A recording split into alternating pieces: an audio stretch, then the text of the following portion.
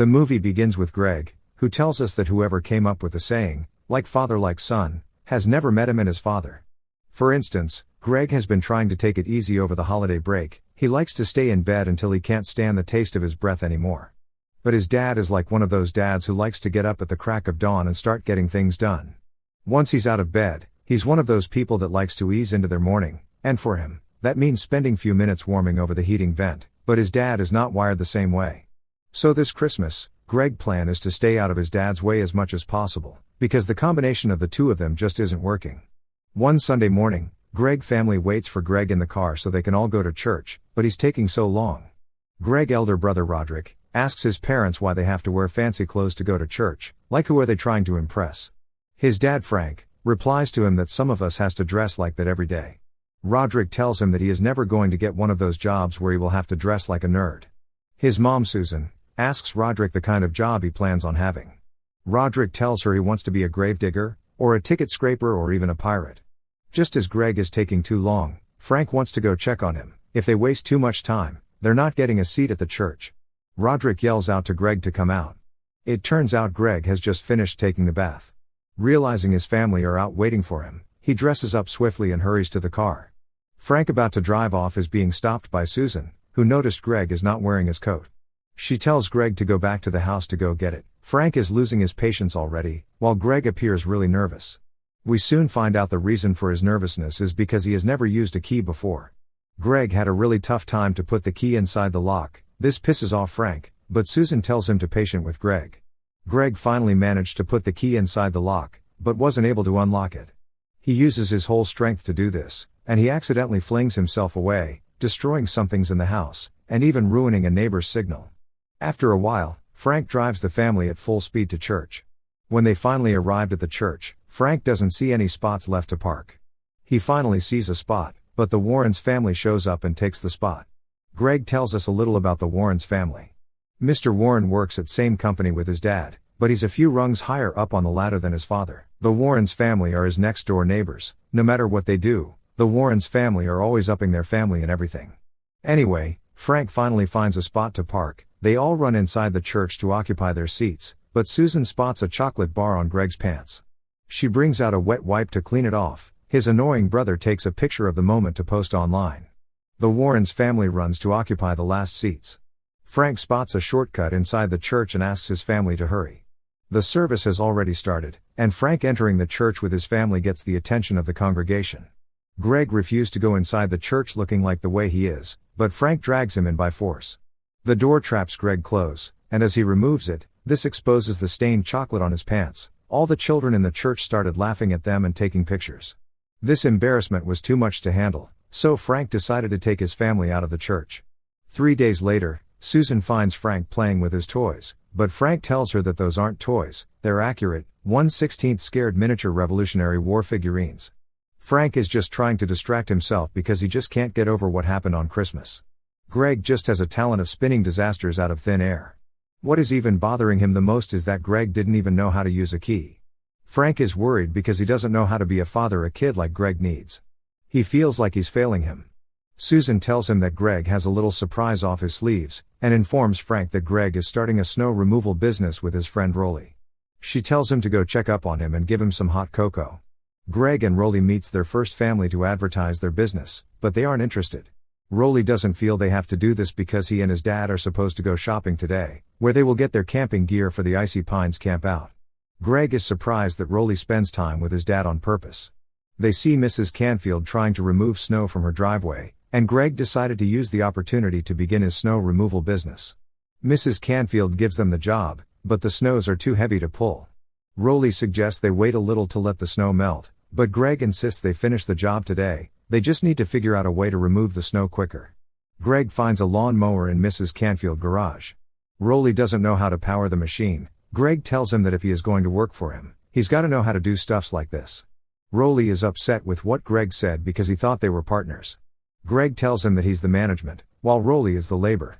Rolly tells him that he's not doing this unless they're paid the same. When Greg refused, Rolly decided to quit from the business, and goes to shopping with his dad. Greg managed to turn on the lawnmower to clean the snow. He decided to increase the speed to clean it way faster, but everything started going out of control. He messed up Mrs. Cranfield Christmas decorations with the machine.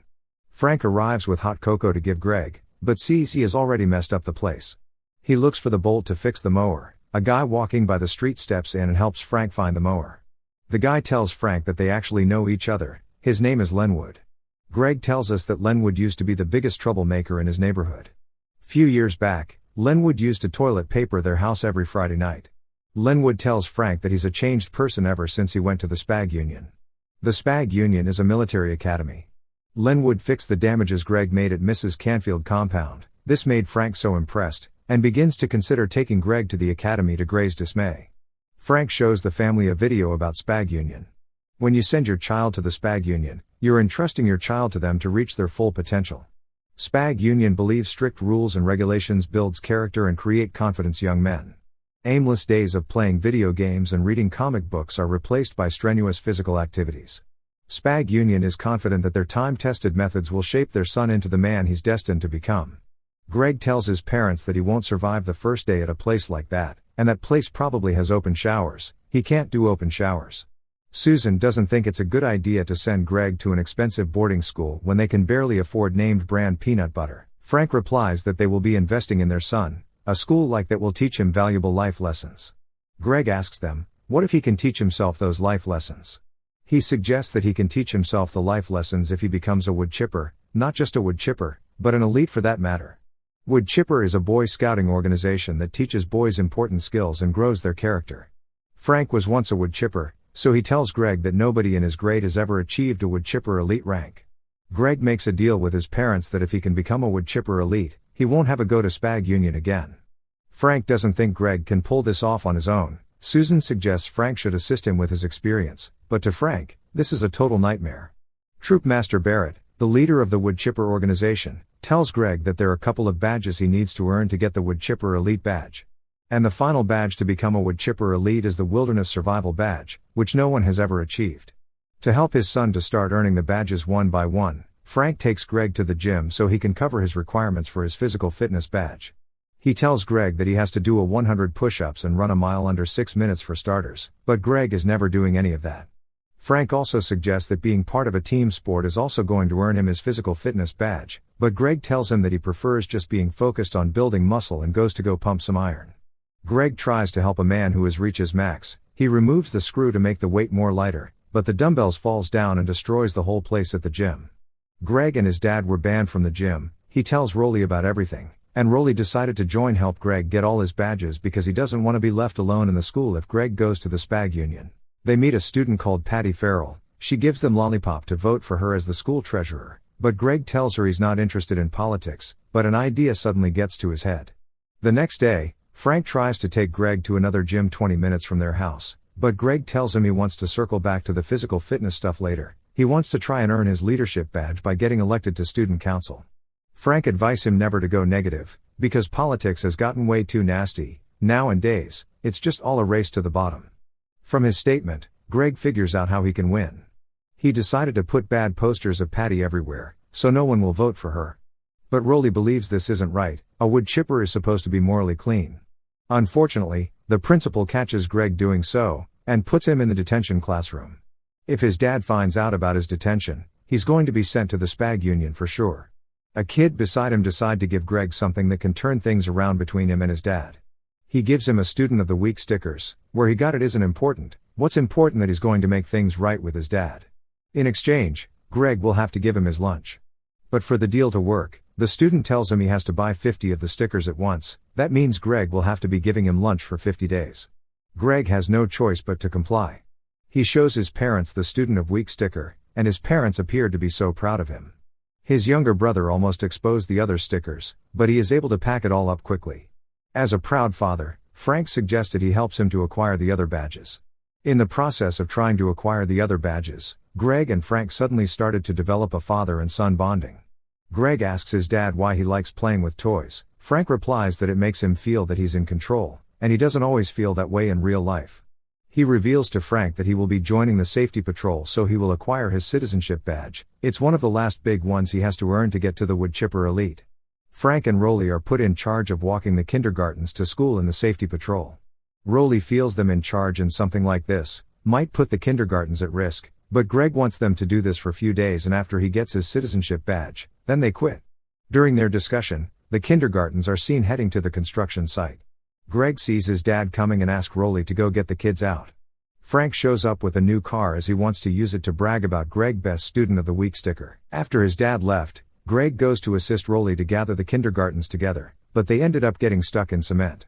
Mrs. Winsky decided to punish Greg by collecting his vest and badge, and reporting it to his parents. Greg is really scared, but when his teacher mistakes the name on the vest to his, he feels relieved that the news might never reach his parents. On the other hand, Frank stops his car at Mr. Warren's compound to brag about his son getting the Student of the Week sticker. Mr. Warren also brags about his son's skills in football. Frank asks that Greg joins his son's football team, and Mr. Warren agrees to allow him play if he proves his skills. Greg tries his best at football, but he doesn't have genes that make him good at sports. The more he practiced, the more he got worse. Because of this, Mr. Warren leaves Greg at the bench, not allowing him to play. Greg decided to quit. He feels since he has tried a team sport, he's all set for his physical badge.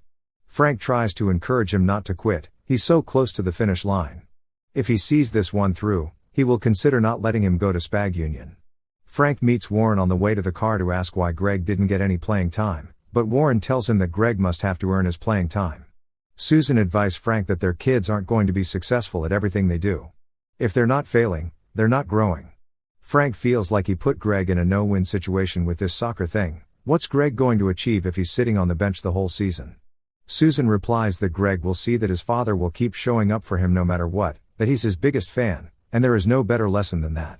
The next day, Greg and Frank shows up for the last game of the season. Greg is put on bench as usual.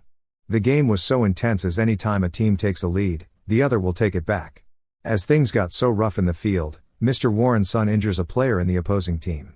His son gets a red card, and Mr. Warren is forced to replace the keeper, while the opposing team will take a penalty kick.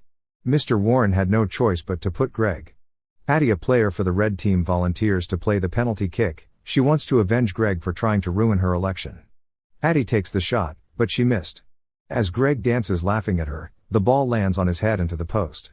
The red team wins, but Frank appears not to be disappointed with Greg.